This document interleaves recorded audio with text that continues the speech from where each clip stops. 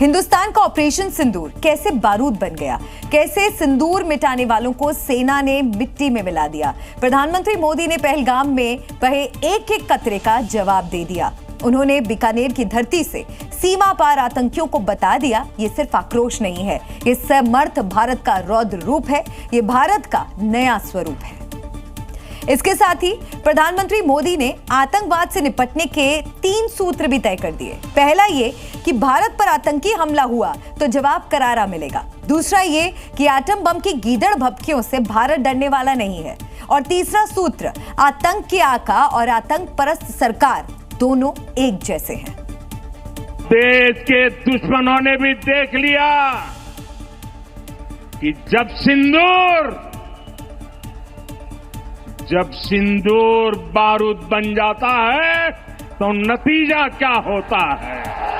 ये ललकार उस आतंकी मुल्क के लिए है जिसे नींद में भी ऑपरेशन सिंदूर का खौफ सोने नहीं दे रहा। ये पैगाम मुल्ला मुनीर और शहबाज शरीफ के लिए है जो भारतीय सेना की पिटाई से घुटनों पर आ गया। और ये चेतावनी इसलिए भी जरूरी है, अगर आतंकियों ने फिर से हिमाकत की तो अंजाम ऑपरेशन सिंदूर से भी खौफनाक होगा। जो सिंदूर मिटाने निकले थे उन्हें मिट्टी में मिलाया है।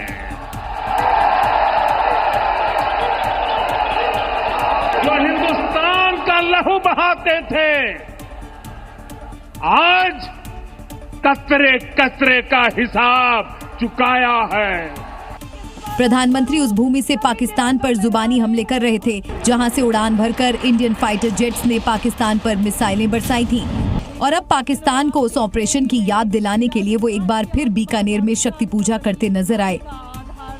ये शोध प्रतिशोध का खेल नहीं,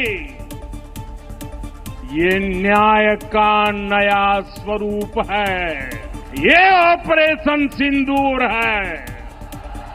ये सिर्फ आक्रोश नहीं है, ये समर्थ भारत का रौद्र रूप है।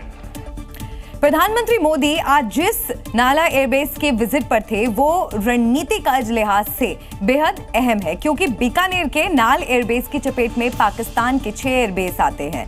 यहां से आईएएफ के लिए सबसे पहला और सबसे आसान टारगेट है मुल्तान एयरबेस। इसके अलावा लाहौर और इस्लामाबाद एयरबेस भी जद में आएंगे, जबकि पेशावर, मुजफ्फराबाद और कराची भी आईएएफ के टारगेट पर आने के बाद बस चंद मिनट दूर है। यानी भविष्य में जंग हुई तो बीकानेर का नाल एयरबेस भारत के लिए गेम चेंजर साबित होगा, जबकि पाकिस्तान का काल, क्योंकि इसी एयरबेस से आतंक का सबसे बड़ा अड्डा यानी बहावलपुर का जैश हेडक्वार्टर महज 40 किलोमीटर दूर है।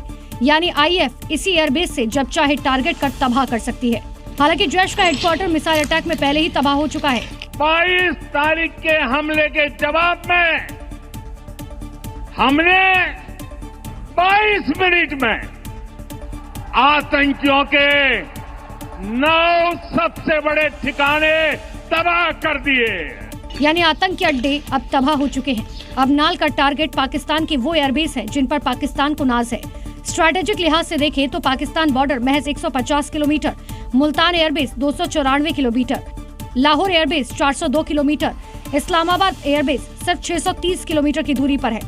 इसी तरह पेशावर 687 किलोमीटर, मुजफ्फराबाद 704 किलोमीटर और 719 किलोमीटर दूर मौजूद कराची एयरबेस भी बीकानेर के नाल एयरबेस की जद में है।